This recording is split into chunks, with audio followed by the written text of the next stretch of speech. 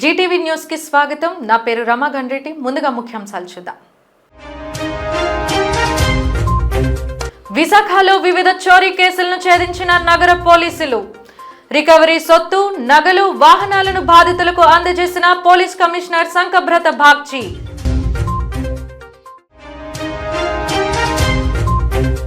సింహాచల దేవస్థానంలో ఘనంగా జరుగుతున్న ధనుర్మాసం ఉత్సవాలు. ఆలయ స్థానాచార్యుల ఆధ్వర్యంలో నిర్వహించిన అమ్మవారి తిదివీరు ఉత్సవం.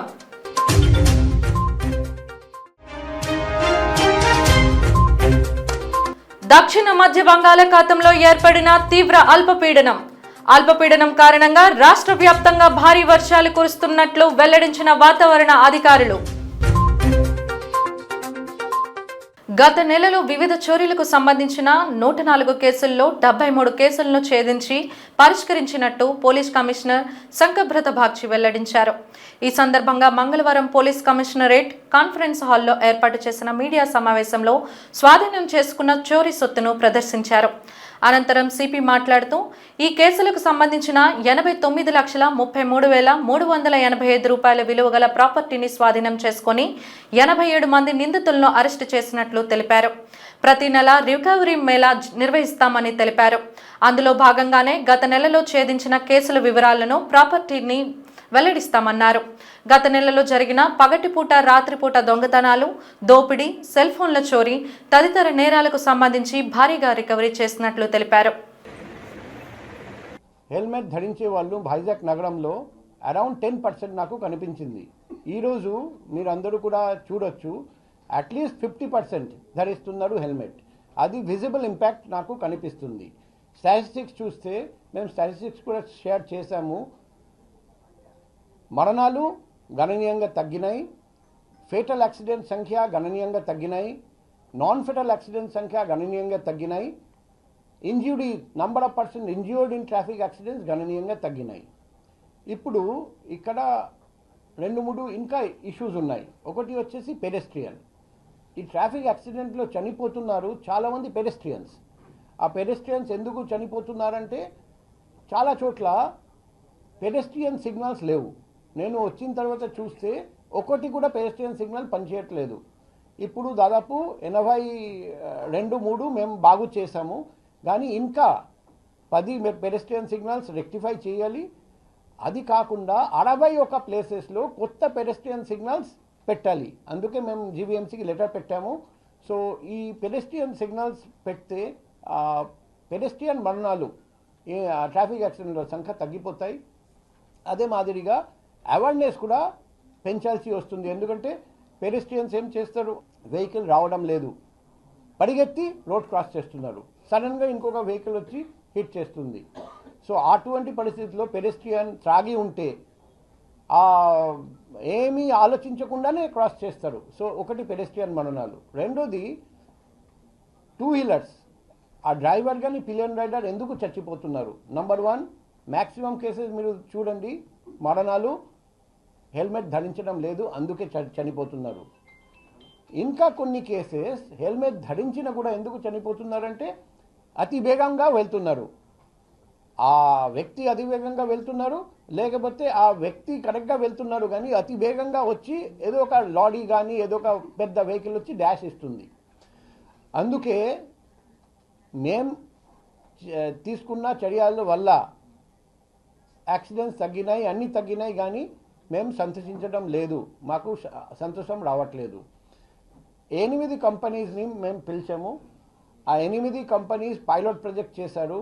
ఇప్పుడు మేము డెడ్ లైన్ ఇచ్చాము. త్వరలో మాకు వాళ్ళు డిపిఆర్ ప్లస్ పర్ఫార్మెన్స్ రిపోర్ట్ ఇస్తారు. అది పరిశీలించి అందులో బెస్ట్ కంపెనీకి మొత్తం వైజాగ్ సిటీ కవర్ చేయడానికి through AI driven traffic management plan, అందులో 3 భాగాలు ఉన్నాయి. నంబర్ 1, ఇప్పుడు వరకు మీరు చూస్తున్నారండి, పోలీస్ ట్రాఫిక్ రెగ్యులేషన్ ఎన్ఫోర్స్మెంట్ 2 చేస్తున్నారండి. ఆ ప్లాన్ వచ్చిన తర్వాత ట్రాఫిక్ రెగ్యులేషన్ చేస్తారు, enforcement except drunk and driving ఇంకా ఏం చేయాల్సిన పని లేదు. మిగతా అన్ని ANPR కెమెరాస్ ఆ కొత్త ప్రాజెక్ట్లో ప్రతి జంక్షన్లో ANPR automatic number plate recognition cameras ఉంటాయి. మన నేరరహిత సమాజం చాలా కష్టం, మన ప్రపంచంలో ఎక్కడా లేదు. కానీ ఒకవైపు నేరాలు అరికట్టడం, రెండోది నేరాలు జరిగిన వెంటనే డిటెక్ట్ చేయడం, ఈ రెండు పనుల మీద మేము ఫోకస్ చేస్తున్నాం. పెందుర్తి జీవీఎంసీ 94వ వార్డులో సుమారు 50 లక్షల రూపాయల నిధులతో చేపట్టిన పలు అభివృద్ధి పనులకు స్థానిక కార్పొరేటర్ బల్లా శ్రీనివాసరావు ఆధ్వర్యంలో రోడ్లు, కాలువ నిర్మాణాలకు పెందుర్తి ఎమ్మెల్యే పంచకర్ల రమేష్ బాబు ముఖ్య అతిథిగా పాల్గొని శంకుస్థాపన చేశారు. ఈ సందర్భంగా పంచకర్ల మాట్లాడుతూ కూటమి ప్రభుత్వం అభివృద్ధి ధ్యేయంగా పనిచేస్తుందని అన్నారు. వేపగుంట నుండి పినగాటి వరకు జరుగుతున్న రోడ్లు వెడల్పు పనుల్లో స్థానిక ప్రజలు కుదింపు చేయాలని తన దృష్టికి తీసుకొచ్చారని, దీనిపై చర్చించి తగిన నిర్ణయం తీసుకుంటామని తెలిపారు. ఈ కార్యక్రమంలో జోనల్ కమిషనర్ హైమవతి, 94వ వార్డు జనసేన అధ్యక్షులు గంట్ల దివాకర్, పిన్నింటి పార్వతి, సేనాపతి దేవుడు, పిల్లా జగన్మోహన్ పాత్రుడు, శ్రీను యాదవ్, లక్కీ గోవింద, మామిడి కిరణ్ తదితరులు పాల్గొన్నారు. ఆధ్వర్యంలో అభివృద్ధి కార్యక్రమాలకి భూమి పూజ కార్యక్రమం చేసుకున్నాం. 50 లక్షల రూపాయలతో సిసి రోడ్లు, డ్రైన్లు కార్యక్రమం 2 ప్రాంతాల్లో మనం మొదలు పెట్టుకోవటం జరిగింది. ఇంకా అనేక వర్కులు శాంక్షన్ అయ్యి రాబోయే రోజుల్లో ఇంకా 10-15 రోజుల్లో చాలా వర్కులకి భూ పూజ కార్యక్రమాలు చేస్తాం. కాంట్రాక్టర్లు కూడా రెడీగా ఉన్నారు, పనులు ప్రారంభిస్తాం. ఎక్కడా కూడా గతంలో 3.5 సంవత్సరాలు తెలుగుదేశం కార్పొరేటర్లు ఉన్న చోట పెద్దగా పనులు ఇవ్వలేదు. ఏదో పోరాటాలు చేసుకొని తెచ్చుకున్నప్పటికీ కూడా ప్రజల అంచనాల మేరకు పనులు జరగలేదు. ఇది ఎన్డీఏ ప్రభుత్వం, గౌరవ ముఖ్యమంత్రి నారా చంద్రబాబు నాయుడు గారి నాయకత్వంలో, గౌరవ ఉప ముఖ్యమంత్రి పవన్ కళ్యాణ్ గారి నాయకత్వంలో అనేక అభివృద్ధి సంక్షేమ కార్యక్రమాలు తలపెట్టబడుతూ ఉన్నాం. రాబోయే 1.5 సంవత్సరంలో ఏ వార్డులో కూడా ఏ పని మిగిలింది అని అనిపించుకోకుండా కార్యక్రమాలు చేస్తాం. మరి తప్పకుండా ఇది ప్రజాప్రభుత్వం, ప్రజల అంచనాల మేరకు పనిచేస్తామని చెప్పి మాటిస్తామన్నాం. అధికారులు మేము అన్ని కార్యక్రమాలు కూడా స్థానిక నాయకులు, కార్పొరేటర్లు, స్థానిక వార్డు అధ్యక్షులు, 3 పార్టీ నాయకులతో పర్యటన చేసి క్షేత్రస్థాయికి వెళ్ళి ఏదైతే అర్జెంట్ ఉందో దానికి యుద్ధ ప్రాతిపదికన దానికి స్టార్స్ ఇచ్చి సమస్యలన్నీ రాసుకోవటం, ఇంపార్టెంట్ అన్న దానికి 3 స్టారు, పర్లేదు 4 నెల 2 నెలలు 3 నెలలు ఆగొచ్చు అనుకునేది 2 స్టారు, మిగతాది సింగిల్ స్టార్ పెట్టుకుని మేము ప్రయారిటీ చేసుకుని మీ అంచనాలకు తగ్గట్టుగా పనిచేస్తాము. అది స్టార్ట్ అయ్యింది. ఉదయం పూట 6 నుంచి 6:30 నుంచి 8 వరకు తిరుగుతూ ఉన్నాం. తప్పకుండా ఈ వార్డులో కూడా వచ్చినప్పుడు ఈ ప్రాంతాలన్నీ కూడా తిరుగుతాం, అన్ని ప్రాంతాల్లో తిరుగుతాం. వార్డు పూర్తయ్యే వరకు మెయిన్ రోడ్డు తప్ప స్లమ్స్ అన్నీ కూడా తిరుగుతూ ఈ కార్యక్రమాలు తీసుకున్నాం. ప్రజాభిప్రాయాన్ని పరిగణలోకి తీసుకుని రాష్ట్రంలో రీసర్వేను కొనసాగిస్తామని రాష్ట్ర రెవెన్యూ శాఖ మంత్రి అనగాని సత్యప్రసాద్ తెలిపారు. జిల్లా కలెక్టరేట్ సమావేశ మందిరంలో ఉత్తరాంధ్ర రెవెన్యూ ప్రాంతీయ సదస్సు జరిగింది. ఈ సదస్సులో ఎమ్మెల్యేలు, ఉత్తరాంధ్ర జిల్లాలకు చెందిన కలెక్టర్లు, ఇతర ఉన్నతాధికారులు పాల్గొన్నారు. ఈ సదస్సులో మంత్రి అనగాని సత్యప్రసాద్ మాట్లాడుతూ భూముల రీసర్వే ఖర్చుల విషయంలో రైతులకు ప్రభుత్వం అనుకూలమైన నిర్ణయం తీసుకుంటుందన్నారు. ప్రతి గ్రామ సచివాలయంలో భూముల వివరాలను, సంబంధిత మ్యాప్లను అందుబాటులో ఉంచేలా చర్యలు తీసుకుంటామన్నారు. రీసర్వే చేయనున్న గ్రామాల్లో ముందుగానే సమాచారం ఇస్తామని, 3 తేదీలతో కూడిన స్లాట్ ఇస్తామని తెలిపారు. ప్రతి ఒక్కరికి SMS సమాచారం తెలుపుతూ రీసర్వేను నిర్వహిస్తామని స్పష్టం చేశారు. ఇప్పుడు కూడా ఏజెన్సీ రూల్స్ ప్రకారం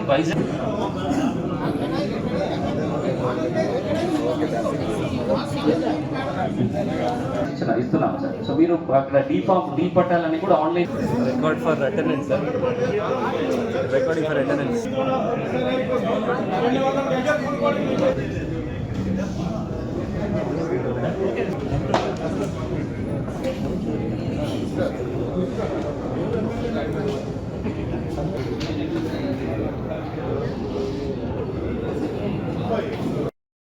విశాఖ జిల్లా శ్రామిక మహిళా ఉద్యమ నిర్మాత కామ్రేడ్ డి శారద 20వ వర్ధంతి సభ కంచరపాలెం కార్యాలయంలో ఐద్వా కంచరపాలెం జోన్ కమిటీ ఆధ్వర్యంలో జరిగింది.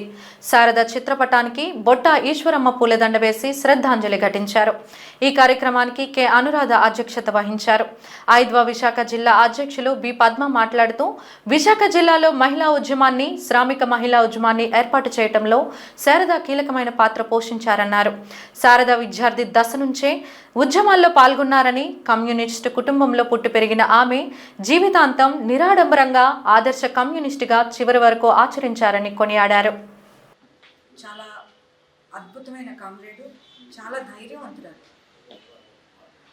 ఎలాంటి కష్టమైనా ఆమె దానికి పరిష్కారం కోసం ప్రయత్నం చేసేవారు, కానీ ఎప్పుడు డేలా పడిపోయే పరిస్థితి తెలిసేది కాదు. ముఖ్యంగా అంగన్వాడీ ఉద్యమం, తర్వాత స్టీల్ ప్లాంట్లో కాంట్రాక్ట్ వర్కర్స్ ఉద్యమం, డైరీలో అవినీతి మీద జరుగుతున్న పోరాటం, ఏజెన్సీలో CHWలు, కాఫీ కార్మికులు వాళ్ళ పోరాటం, వీటన్నిటిలోనూ శారద గారు ఉద్యోగం చేసుకుంటూ సెలవులు పెట్టి, ఆమె సెలవులు వ్యక్తిగతంగా ఎప్పుడూ వాడుకున్న సందర్భం చూడలేదు. మొత్తం ఉద్యమానికే సెలవులన్నింటినీ కేటాయించి మొత్తం శ్రామిక మహిళలు వాళ్ళ హక్కుల కోసం జరిగే పోరాటంలో చాలా కీలక పాత్ర వహించారు. ఆ కామ్రేడు చనిపోయిన నేటికి 20 సంవత్సరాలు. ఆ కామ్రేడ్ ఏ ఆశయం కోసం అయితే పనిచేశారో ఆ ఆశయాన్ని ముందుకు తీసుకెళ్లాల్సిన కర్తవ్యం మనందరి మీద ఉంది. కామ్రేడ్స్ శారద గారి గురించి ఎల్లని కార్యక్రమాలు చేసి మహిళలకి ఎక్కడా కూడా వాళ్ళకి అక్కడ న్యాయం జరగట్లేదు. వాళ్ళకి పేదలు మహిళలు కోర్టులకు వెళ్ళలేకపోతున్నారు. వాళ్ళకు జరిగిన అన్యాయం మీద ఏం చేయలేకపోతున్నారని చెప్పేసి మరి శారద గారు అనుకుంటే దాని మీద కూడా మన శారద గారు ఉచిత న్యాయ కేంద్రం అని చెప్పేసి ఇక్కడ మనకు కంచరపాలెంలో పెట్టడం జరిగింది, గాజువాకలో పెట్టడం జరిగింది, అలాగే ఇంకా అంకాపురంలో పెట్టడం జరిగింది. ఆ రకంగా మన జిల్లా వ్యాప్తంగా కూడా ఈ ఉచిత న్యాయస్థాన కేంద్రాలు అనేవి మనం పెట్టడం అనేది జరిగింది. ఆ రకంగా శారద గారి యొక్క ఆశయాల మేరకు అనేక బహుముఖ కార్యక్రమాలను కూడా మనం జరపడం జరిగింది. ప్రభుత్వ పాఠశాల కళాశాలల్లో పనిచేస్తున్న శానిటరీ వర్కర్స్ కి గత 5 నెలల బకాయి వేతనాలను తక్షణమే చెల్లించాలని కోరుతూ CITU ఆధ్వర్యంలో కలెక్టరేట్ ఎదుట నిరసన కార్యక్రమం నిర్వహించబడింది. నిరసనను ఉద్దేశించి నిరసనకారులు మాట్లాడుతూ తమ వేతనాలకు సంబంధించిన బడ్జెట్ విడుదల అయిందని, బిల్లులు కూడా పెట్టామని చెబుతున్న DEO కార్యాలయ అధికారులు వాటిని చెల్లించడంలో జాప్యం చేయడం అన్యాయమన్నారు. వేతనాలు చెల్లించకపోవడంతో తమ కుటుంబాలు రోడ్డున పడ్డాయన్నారు. పిల్లల స్కూల్ ఫీజులు, ఇంటి అద్దెలు చెల్లించకపోవడంతో నానా మాటలు కాయాల్సి వస్తుందని ఆవేదన వ్యక్తం చేశారు. శానిటేషన్ పనులు ఒత్తిడి ఒకవైపు, చాలని వేతనాలు మరోవైపు తమకు కృంగదీస్తున్నాయన్నారు. ఉద్యోగ భద్రత కల్పించి వేతనాలు సకాలంలో చెల్లించడమే కాకుండా ఆ వేతనాలను పెంచాలని కూడా డిమాండ్ చేశారు. ఆర్థిక సంక్షోభంలో కొట్టిమిట్టిలాడుతున్న తమ జీవితాలను కాపాడాలని కోరారు. ఇంట్లో ఏమైనా కొనుక్కోవాలన్నా చేయాలన్నా ఇవి మా బతుకుల మీద ఉన్నాయి. పిల్లలు పోషించాలంటే స్కూల్లో ఏదో వస్తుంది కదా చేస్తామని చెప్పేసి చేస్తున్నాము. చేసిన తర్వాత కూడా 5 నెలలు అయిపోతే మేము ఇంటద్దరు ఎలా కట్టుకోవాలి, ఇంట్లోని ఎలా తినాలి, పిల్లలకి ఏం చూడాలనేది మేము అనుకుంటున్నాము. కానీ ఇప్పటికి ఏంటంటే మేము ప్రతిసారి కూడా కలెక్టర్ గారిని కలుస్తున్నాము, లెటర్లు ఇస్తున్నాము, మాకు బకాయిలు మాకు ఏదైతే ఉందో అది రిలీజ్ చేయాలని చెప్తున్నాము. ఆయన ఇంతవరకు కూడా ఇవ్వకపోతే ఏ ప్రభుత్వమైనా అందరూ స్పందించకపోతే మేము ఏం చేయాలనేది చెప్తున్నాం. అయితే స్కూళ్ళల్లోనైతే చేసామని చెప్తున్నారు, పనులు చేయండి అంటున్నారు. మరి జీతాలు అయితే అడుగుతుంటే మాకు తెలియదమ్మా, మీ ప్రభుత్వాన్ని అడుక్కోండి అని చెప్తున్నారు. మరి అడిగితే ఏ ప్రభుత్వాన్ని అడగాలని చెప్తున్నాం. ఇప్పుడు గత ప్రభుత్వం వచ్చిన తర్వాత ప్రతి నెల వేసేవారు, ఈ ప్రభుత్వం వచ్చిన తర్వాత మాకు ఏ నెల కూడా వేయట్లేదు. ఇప్పుడు 6 నెలలు వచ్చింది, మేము ఎలా బతకాలన్నది మేము ప్రజలను అడుగుతున్నాం, ప్రభుత్వాన్ని కూడా అడుగుతున్నాము. మాకు గుర్తింపు కార్డులు అన్నది ఇవ్వాలి. అలాగే పినాయిలు అవన్నీ ఇస్తున్నారు కాబట్టి కాళ్ళు శుభ్రంగా పోతున్నాయి. మా ప్రమాద బీమా ఏదైతే ఉందో ఆ ప్రమాద బీమా కూడా ఇవ్వాలి.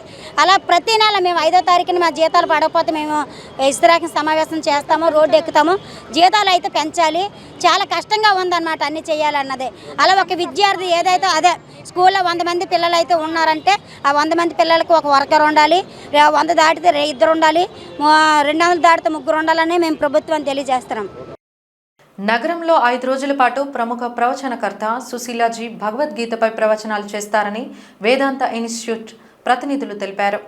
విజేఎఫ్ ప్రెస్ క్లబ్లో జరిగిన మీడియా సమావేశంలో వారు మాట్లాడుతూ ఈ నెల 18 నుండి 22 వరకు ప్రవచనాలు ఉంటాయన్నారు. ఏయూ YVS మూర్తి ఆడిటోరియంలో జరిగే ఈ కార్యక్రమానికి అందరూ ఆహ్వానితులే అని చెప్పారు. ప్రతిరోజు సాయంత్రం 6:30 నుండి రాత్రి 7:45 వరకు ప్రవచనాలు జరుగుతాయని తెలిపారు. భగవద్గీత సారాంశం ప్రతి ఒక్కరూ తెలుసుకోవాల్సిన ఆవశ్యకత ఉందని తెలిపారు. He want to propaganda the entire world actually. So for which he is trying in different Vedanta institute Visakhapatnam ఆధ్వర్యంలో ఇది ప్రతి సంవత్సరం జరుగుతూ ఉంటుంది. గత 10 సంవత్సరాలు భగవద్గీత 10వ చాప్టర్ అయిన విభూతి యోగం మీద ప్రవచనాలు ఇంగ్లీష్లో ఇవ్వబడుతూ ఉంటాయి. సో దీనికి ఏం రిజిస్ట్రేషన్లు అవసరం లేదు, అందరూ ఉచితంగా రావచ్చు, అటెండ్ అవ్వచ్చు. ఈ వేదాంత ఇన్స్టిట్యూట్ విశాఖపట్నం బ్యాక్గ్రౌండ్ గురించి ఏంటంటే మాది వేదాంత అకాడమీ అని పూణేలో ఒకటి ఉంది. స్వామి పార్థసారథి గారు దాన్ని ఆరంభించారు. ఆయన వయసు ఇప్పుడు 97 సంవత్సరాలు. సో ఈ స్వామి పార్థసారథి గారు ప్రపంచ ప్రఖ్యాతిగాంచిన తత్వవేత్త. ఎప్పటి నుంచో ఈ జ్ఞానం మీదే ఆయన లైఫ్ అంతా ఇచ్చేసి ఆయన 12 పుస్తకాలు కూడా రాశారు. సో ఈ వేదాంత ఇన్స్టిట్యూట్ ఆధ్వర్యంలో ప్రతి సంవత్సరం ఈ భగవద్గీత డిస్కోర్సెస్ జరుగుతూ ఉంటాయి. నెమ్మదిగా 1వ చాప్టర్ దగ్గర నుంచి మొదలుపెట్టి ఈరోజు మనం గత 10 సంవత్సరాలుగా చేసుకుంటూ వచ్చాం. ఇది 10వ సంవత్సరం అన్నమాట. 10వ సంవత్సరంలో ఏంటంటే 10వ చాప్టర్ అయిన విభూతి యోగం మీద ఈ డిస్కోర్సెస్ జరుగుతున్నాయి. సో ఈ డిస్కోర్సెస్ మీ అందరినీ ఆహ్వానిస్తూ అలాగే వైజాగ్లోని ప్రజానీకాన్ని అందరికీ తెలియపరిచి వాళ్ళని కూడా దీనికి ఆహ్వానించాలి అనే ఉద్దేశంతో ఈ ప్రెస్ మీట్ ఏర్పాటు చేయడం అయింది. గత 9 సంవత్సరాలుగా వేదాంత ఇన్స్టిట్యూట్ విశాఖపట్నం వైజాగ్లో భగవద్గీత మీద డిస్కోర్సెస్ కండక్ట్ చేస్తున్నారు. శ్రీ సుశీలాజీ సీనియర్ డిసైపుల్ ఆఫ్ స్వామి ఏ పార్థసారథి సుశీలాజీ గారు వచ్చి ఈ ప్రవచనాల మీద ఇంగ్లీష్లో డిస్కోర్సెస్ చేస్తున్నాం. ఇది 9వ సంవత్సరం. So actually this Bhagavad Gita or Vedas or Upanishads వీటికి మన భారతదేశం పుట్టినిల్లు. బట్ జనరేషన్స్ టుగెదర్ దీని మీద అవగాహన పోయింది, దీని మీద టీచింగ్స్ పోయినాయి. సో దీని ప్రభావం మానవుల మీద ఎలా చూపిస్తుందంటే ప్రపంచం ఈ రోజుని ఏ స్థితిలో ఉందంటే ప్రతి మనిషి ఇండివిజువల్లో స్ట్రెస్, డిప్రెషన్, డిసీజ్లో ఉన్నారు. కలెక్టివ్గా there is vandalism, militancy and terrorism. So humanity has lost their peace and happiness and of course they lost the successful endeavour also. So మనం ఒక ప్రపంచంలో ప్రతి మనిషి ఇక్కడ ఉన్న ఎవరు కానీ వేరే ఇతర దేశాల్లో ఉన్న కానీ 2 విషయాలు కోరుకుంటారు: success, prosperity, peace, happiness. So కానీ కొంతమందికి 2 ఉంటాయి, చాలా తక్కువ మందికి. ఎక్కడైతే సక్సెస్, ప్రాస్పెరిటీ ఉందో అక్కడ పీస్, హ్యాపీనెస్ లేదు. ఎక్కడైతే పీస్, హ్యాపీనెస్ ఉందో అక్కడ సక్సెస్, ప్రాస్పెరిటీ లేదు. వెస్ట్రన్ కంట్రీస్లో they are very active, dynamic and prosperous, but their own admission they lost their peace and happiness. అదే మనం ఈస్టర్న్ కంట్రీస్లో కంపేర్ చేస్తే in India particularly if you go to village side they are relatively peaceful, but they are not active, productive and prosperous. Success, prosperity, peace, happiness 2 కలిపి ఎలా పొందాలనేది మనం ఆలోచిస్తే అది ఈ భగవద్గీత కానీ వేదాంత కానీ దాని సొల్యూషన్ ఇస్తుంది. ఏపీ, తమిళనాడు రాష్ట్రాలకు మరో ముప్పు పొంచి ఉంది. ఆగ్నేయ బంగాళాఖాతంలో కొనసాగుతున్న అల్పపీడనం వాయుగుండంగా మాలపడే అవకాశం ఉన్నట్లు వాతావరణ శాఖ తెలిపింది. దీనిపై మరింత సమాచారాన్ని మా ప్రతినిధి ప్రసాద్ అందిస్తారు. ఆగ్నేయ బంగాళాఖాతంలో ఏర్పడిన అల్పపీడనం కారణంగా ఇటు ఆంధ్రప్రదేశ్ అదేవిధంగా తమిళనాడు రాష్ట్రాలకు మరో ముప్పు పొంచి ఉందని అర్థమవుతోంది. ఇప్పటికే వాతావరణంలో అనేక మార్పులు సంభవించాయి. మార్పుల సందర్భంగా అయితే కనుక ఇటు సముద్రం కూడా కోతకు గురవుతున్నటువంటి నేపథ్యం కనిపిస్తోంది. ఏదైతే విశాఖ సాగర్ తీరం ఉందో సాగర్ తీరంలో ఉన్నటువంటి కోస్టల్ బ్యాటరీ దగ్గర నుంచి సబ్మెరైన్ వరకు కూడా తీరం సుమారు 5 నుంచి 10 మీటర్లు ముందుకు రావడం జరిగింది. దీంతో అయితే కనుక తీరంలో ఉన్నటువంటి ఇసుక కూడా కోతకు గురవుతుంది. దీంతో విశాఖ వాసులు కాస్త భయాందోళనకు గురవుతున్న నేపథ్యం తెలుస్తోంది. అదేవిధంగా ఆగ్నేయ బంగాళాఖాతంలో కొనసాగుతున్న అల్పపీడనం ఏదైతే ఉందో క్రమేణా ఇది బలపడి వాయుగుండంగా మారే అవకాశం ఉందని కూడా వాతావరణ నిపుణులు ఇప్పటికే చెప్తూ వస్తున్నారు. అదేవిధంగా రాబోయే 2 రోజుల్లో ఇటు పశ్చిమ వాయువ్య దిశగా కొనసాగుతున్నటువంటి తమిళనాడు తీరానికి చేరుకునే అవకాశం ఉంది. ఏదైతే దీని ప్రభావంతో అయితే కనుక రాష్ట్రంలో వారం రోజుల పాటు విస్తారంగా వర్షాలు కురిసే అవకాశం కూడా ఉందని చెప్పి ఇప్పటికే వాతావరణ శాఖ తెలియజేయడం జరుగుతుంది. అదేవిధంగా నెల్లూరు, రాయలసీమ జిల్లాలో అయితే కనుక ఈరోజు మోస్తరు వర్షాలు కురిసే అవకాశం ఉంది. అదేవిధంగా భారీ వర్షాలు కూడా కురిసే అవకాశం ఉందని చెప్పి తెలుస్తోంది. ఇక రేపు శ్రీకాకుళం, విజయనగరం, విశాఖపట్నం, నెల్లూరు, తిరుపతి జిల్లాల్లో భారీ వర్షాలు కురిసే అవకాశం ఉందని చెప్పి అప్పటికే ఐఎండీ ఒక ప్రకటన విడుదల చేయడం జరిగింది. దీని సందర్భంగా అయితే చూస్తే కనుక ఈ నెల 19వ తేదీన ఇటు శ్రీకాకుళం, విజయనగరం, విశాఖపట్నం, అల్లూరు సీతారామరాజు జిల్లాల్లో కూడా భారీ వర్షాలు కురిసే అవకాశం ఉందని తెలుస్తుంది. అనకాపల్లి, ప్రకాశం, నెల్లూరు, వైఎస్ఆర్, అన్నమయ్య, తిరుపతి జిల్లాల్లో కూడా భారీ వర్షాలు కురిసే అవకాశం ఉందని చెప్పి వాతావరణ శాఖ తెలియజేయడం జరిగింది. అయితే ఇంతకు మించి ఆహ్లాదకరమైనటువంటి వాతావరణాన్ని ఎంజాయ్ చేయడానికి అయితే కనుక నగరవాసులు సాధారణ సమయాల కన్నా ఈ సమయంలో చాలా ఎక్కువగా వస్తున్నారు. కానీ ఈ ముప్పు సంగతి తెలిసి కాసేపు ఎంజాయ్ చేసి మళ్ళీ తిరిగి వెళ్ళిపోవడం జరుగుతుంది. ఎందుకంటే తీరం సుమారుగా 5 నుంచి 10 మీటర్ల ముందుకు రావడంతో కాస్త భయాందోళనకు గురవుతున్న నేపథ్యం తెలుస్తుంది. అయితే మిగిలిన ప్రాంతాల్లో మాత్రం తేలిపాటి వర్షాలు కురిసే అవకాశం తెలుస్తుంది. అయితే ముఖ్యంగా విశాఖపట్నానికి అయితే కనుక సుమారు 2 నుంచి 3 రోజుల పాటు వర్షాలు కురిసే అవకాశం ఉంది. అది భారీ వర్షాలు, అదేవిధంగా తేలికపాటి వర్షాలు కూడా కొన్ని ప్రాంతాల్లో కురిసే అవకాశం ఉందని తెలుస్తుంది. ఇప్పటికే దీని మీద అధికారులు కూడా అప్రమత్తమయ్యారు. అప్రమత్తమైన తర్వాత తీరం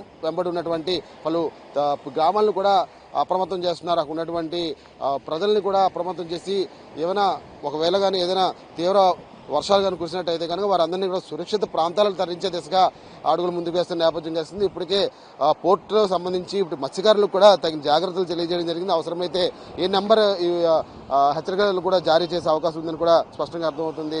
ఏదైనప్పుడు కూడా వాతావరణంలో వచ్చినటువంటి మార్పులు, చల్లని వాతావరణం అంటే ఇప్పటికే చలికాలంలో ఉన్నటువంటి పరిస్థితి. ఈ చలికాలంతో పాటు ఈ వాతావరణంలో వచ్చిన మార్పులు కూడా తోడవడంతో అయితే కనుక చలి పులిలా అందరి మీద కూడా విజృంభిస్తుందని చెప్పుకోవచ్చు. ఎందుకంటే గత 3 రోజుల నుంచి చలి తీవ్రత కూడా ఇటు విశాఖపట్నం, విజయనగరం, శ్రీకాకుళం జిల్లాలో భారీగా ఈ చలి తీవ్రత కూడా పెరుగుతూ వస్తుంది. ఏదైనప్పుడు కూడా ఈ తీర ప్రాంతాల వెంబడి వస్తున్నటువంటి గాలులు కావచ్చు, లేదంటే వాతావరణంలో వస్తున్నటువంటి మార్పులు కావచ్చు, వీటన్ని కూడా అధికారులు దృష్టిలో ఉంచుకుని తగిన జాగ్రత్తలు తీసుకుంటూ కూడా ముందుకు వెళ్తున్నారు. అదేవిధంగా వర్షాలు కురిస్తే విశాఖ నగరంలో అక్కడక్కడ ఉన్నటువంటి గుంతల దగ్గర కూడా బార్కెట్స్ ఏర్పాటు చేసి ఇటు వాహన చోదకులకి తగిన జాగ్రత్తలు, సూచనలు కూడా ఇవ్వడం జరుగుతుంది. ఎందుకంటే పరిస్థితి ఏ విధంగా ఉంటుందో అర్థం కాని నేపథ్యం కనిపిస్తుంది. కాబట్టి రానున్న 3 రోజుల్లో ఇటు విశాఖ, శ్రీకాకుళం, నెల్లూరు, అదేవిధంగా విజయనగరం జిల్లాలో కూడా వర్ష సూచనలు ఎప్పటికప్పుడు ప్రజలకు తెలిసే విధంగా కూడా ఇటు మాధ్యమాన్ని కూడా ఏర్పాటు చేస్తున్నారు. ఎప్పటికప్పుడు తాజా సమాచారాన్ని అందించి ప్రజలందరూ కూడా అప్రమత్తం చేసే విధంగా కూడా అధికారులు ప్రత్యామ్నాయ చర్యలు కూడా చేపడుతున్నారు. ఇది ప్రస్తుతం విశాఖపట్నం నుంచి వాతావరణ శాఖ తెలిపినటువంటి తాజా సమాచారం. కెమెరామెన్ సూర్యబాబుతో ప్రసాద్, జీటీవీ విశాఖపట్నం నుంచి. వార్తలు ముగించే ముందు హెడ్లైన్స్ మరోసారి. విశాఖలో వివిధ చోరీ కేసులను ఛేదించిన నగర పోలీసులు. రికవరీ సొత్తు, నగలు, వాహనాలను బాధితులకు అందజేసిన పోలీస్ కమిషనర్ సంకబ్రత బాగ్చి.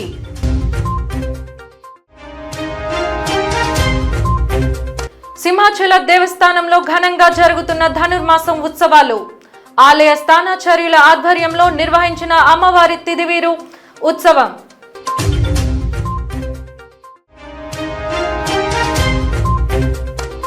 దక్షిణ మధ్య బంగాళాఖాతంలో ఏర్పడిన తీవ్ర అల్పపీడనం కారణంగా రాష్ట్ర వ్యాప్తంగా భారీ వర్షాలు కురుస్తున్నట్లు వెల్లడించిన వాతావరణ అధికారులు.